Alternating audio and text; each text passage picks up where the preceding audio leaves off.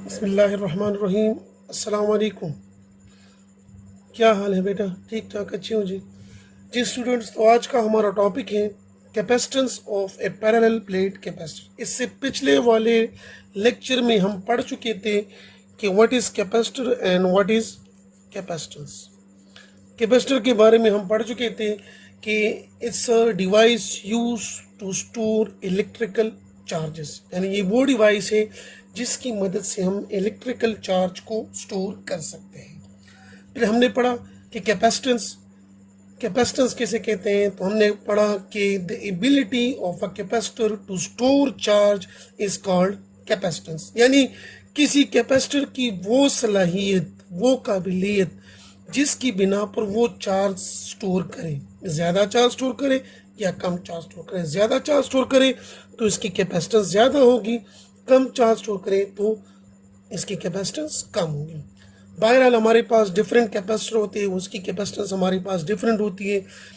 आगे जाके हम पढ़ेंगे भी कि कैपेसिटेंस ज़्यादा करते हैं और हमारे पास कैपेसिटर्स मौजूद हो, उनकी कैपेसिटेंस कम हो, तो कम कैपेसिटेंस की मदद से हम ज़्यादा कैपेसिटेंस किस तरह हासिल करेंगे, और ज़्यादा कैपेसिटेंस हो यानी कैपेसिटर्स हो और उसकी कैपेसिटेंस ज़्यादा हो और हमें कम कैपेसिटेंस रिक्वायर्ड हो तो वो किस तरह करेंगे, ये चीज़ें आगे हम इंशाल्लाह पढ़ेंगे। लेकिन उसकी तरफ जाने से पहले हम पढ़ेंगे कि capacitance of a parallel plate capacitor, यानी एक पैरेलल प्लेट कैपेसिटर की कैपेसिटेंस किन किन चीज़ों पर डिपेंड करती है, यानी वो कौन कौन से फैक्टर्स हैं जिसकी वजह से पैरेलल प्लेट की कैपेसिटेंस पर फर्क पड़ सकता है, यानी किन चीज़ों की वजह से कैपेसिटेंस ज़्यादा हो सकती है, किन चीज़ों की वजह से कैपेसिटेंस कम हो सकती है।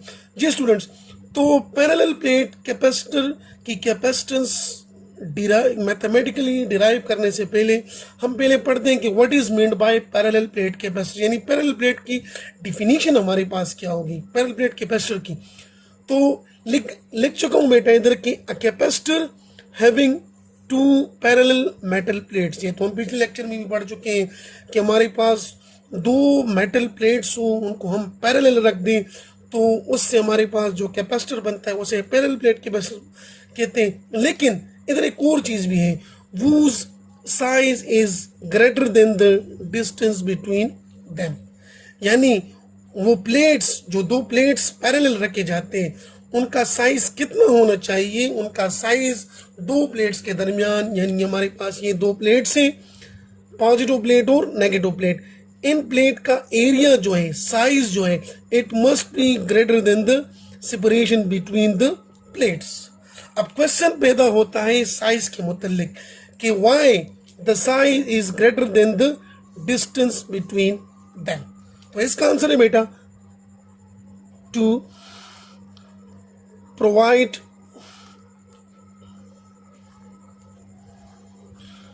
यूनिफॉर्म इलेक्ट्रिक फील्ड, यानी इलेक्ट्रिक फील्ड को यूनिफॉर्म करने के लिए, यानी दो प्लेट्स के दरमियान जो इलेक्ट्रिक फील्ड है उसे यूनिफॉर्म बनाने के लिए, यूनिफॉर्म करने के लिए, उसमें जो फ्रिंजिंग होती है उसको इग्नोर करने के लिए, उसको नेग्लेक्ट करने के लिए, उसको कम से कम करने के लिए हम क्या करते हैं कि प्लेट्स का साइज जो है इनके डिस्टेंस से हमेशा ज़्यादा होगा। तो ये तो हो गई बात बेटा साइज के मुतालिक। ये डिफिनेशन आपने ज़रूर याद रखनी है कि पैरेलल प्लेट कैपेसिटर हम उसे कहते हैं जब दो प्लेट्स पैरेलल हो, लेकिन उन प्लेट्स का साइज किस तरह होना चाहिए, greater than the distance between them, यानी डी से एरिया यानी size must be greater than the distance between the plates. Why? To provide uniform electric field.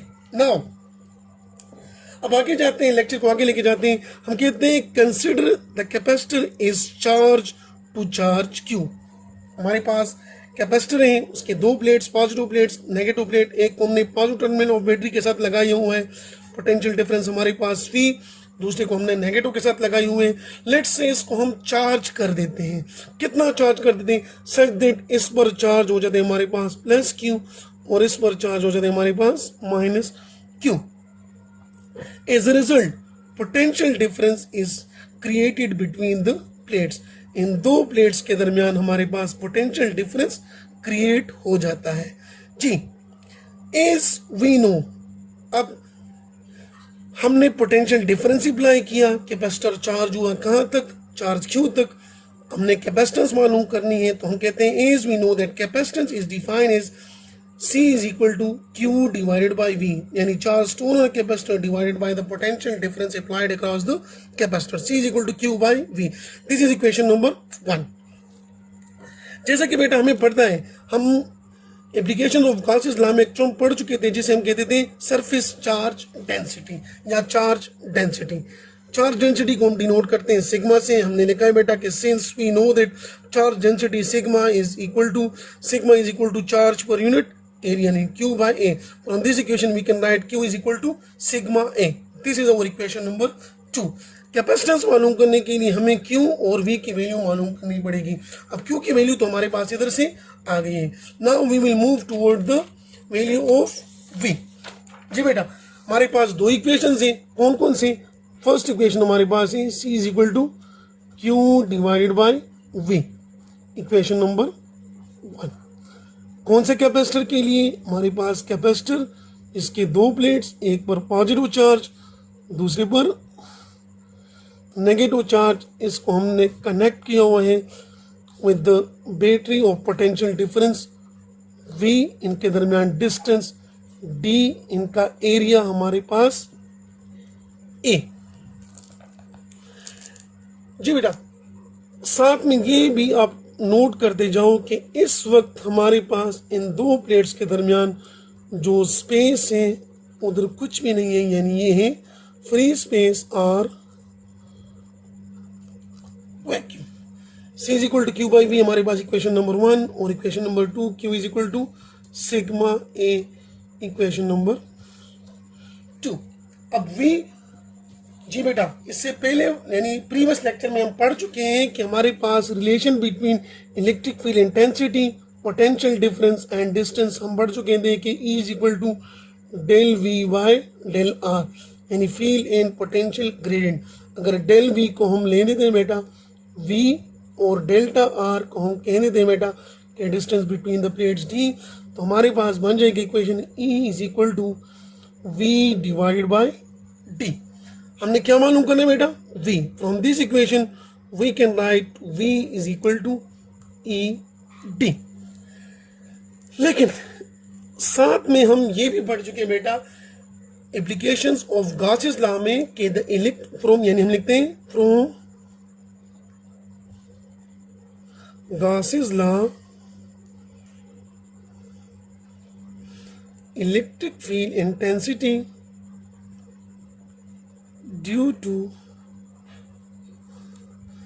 parallel plates जो कि ऑपोजिटिवली चार्ज हो, हमारे पास था equation E is equal to sigma divided by epsilon naught into n unit normal in vector form.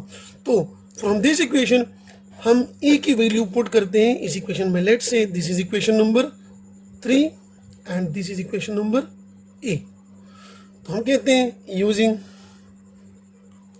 Equation number A in equation number 3, तो we get V is equal to E की जगह sigma divided by epsilon not और D अपनी जगह पर। This is equation number 4। जी, तो इस equation में जो दो चीज़ें रिक्वायर्ड थी हमारे पास Q और V, Q की वैल्यू हमारे पास इक्वेशन नंबर 2 और V की वैल्यू हमारे पास इक्वेशन नंबर 4 से। तो सिंपली हम लिखते हैं पुटिंग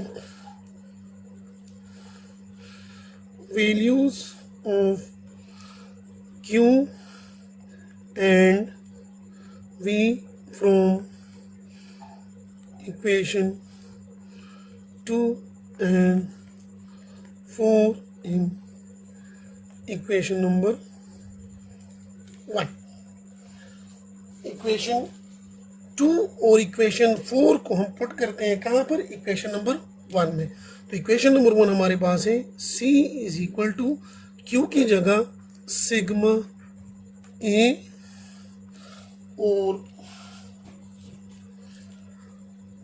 V की जगह हमारे पास ये इक्वेशन यानी sigma D divided by epsilon naught.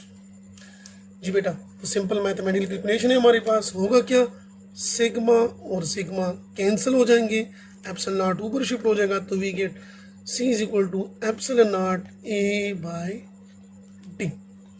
यानी हमारे पास कैपेसिटेंस ऑफ पैरेलल प्लेट्स की इक्वेशन बन जाता है C is equal to epsilon naught A divided by T। लेकिन ये कैपेसिटेंस किस वक्त होगी, when we have free space या वैक्यूम। हम लिख सकते हैं C in the presence of vacuum is equal to epsilon naught A divided by D. From this equation, it is clear that the capacitance of a parallel plate capacitor depends upon three things. Which things? Permittivity of medium, area of plates, and distance between the plates. जी student, इस इक्वेशन से clear है आपको कि अगर हम material medium put करेंगे यानी C is directly related to permittivity, तो कैपेसिटेंस हमारे पास ज़्यादा होगी। एरिया हम इंक्रीज करेंगे तो कैपेसिटेंस हमारे पास ज़्यादा होगी। लेकिन अगर डिस्टेंस हम इंक्रीज करेंगे तो हमारे पास कैपेसिटेंस डिक्रीज होती जाएगी। यानी वी राइट हियर कि epsilon not is permittivity T of free space, where A is area of plates and D is distance between plates. So from this equation we say that the capacitance of a parallel plate capacitor depends upon three things, which is number first permittivity of medium, second area of plates, third distance between plates. ये तो था हमारे पास equation number star, और this is equation for capacitance of parallel plate capacitor when we have free space और vacuum between the plates. Now अब case को आगे लेके जाते हैं। हम कह देते हैं कि लेट से हमारे पास यही पैरेलल प्लेट कैपेसिटर है, एक पर पॉजिटिव चार्ज, दूसरे प्लेट पर negative charge. It is connected to the battery of potential difference plus potential difference V. Let's say the distance between the plates is D. Now हम क्या करते हैं, we put a material medium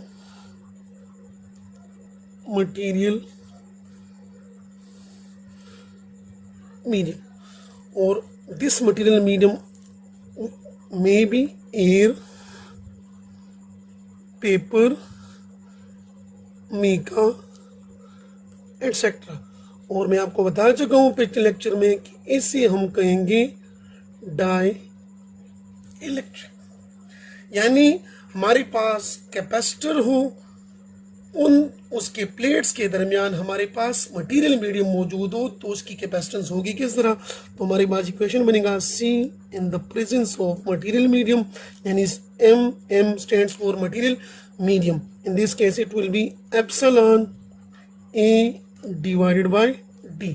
Here बेटा, what is epsilon? It is the permittivity of medium.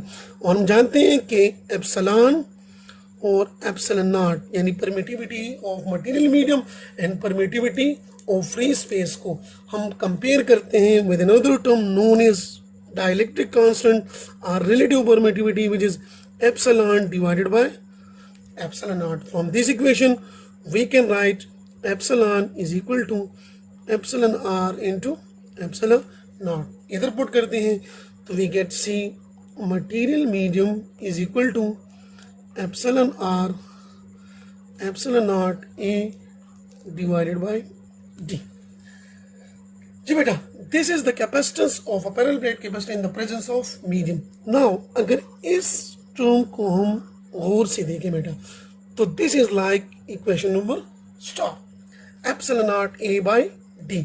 यानी हम लिख सकते हैं कि C material medium is equal to epsilon r into C in the presence of vacuum. जी बेटा, क्या हो रहा है हमारे पास, अगर कैपेसिटेंस में दो कैपेसिटेंस किसी की कैपेसिटर की कैपेसिटेंस हम मालूम करना चाहते हैं और प्लेट्स के दरमियान हमारे पास क्या हो जाए, वैक्यूम की बजाय कोई मटेरियल मीडियम हम रख दें तो उसकी कैपेसिटेंस क्या हो जाएगी, इंक्रीज हो जाएगी। कितने टाइम से इंक्रीज होगी, बाय एप्सिलॉन आर टाइम्स। यानी अगर हमें capacitance of parallel plate capacitor मालूम हो इन द प्रेजेंस ऑफ वैक्यूम और हमें कहा जाए कि कैपेसिटेंस मालूम करो, यही कैपेसिटर हमारे पास, लेकिन उसमें सिर्फ मटेरियल मीडियम आपको कह दें कि मटेरियल मीडियम रख देते हैं और हमारे पास रिलेटिव परमिटिविटी की वैल्यू इतनी आती है और आप लोग जानते हो कि एप्सिलॉन आर की वैल्यू हमेशा ग्रेटर होगी 1 से।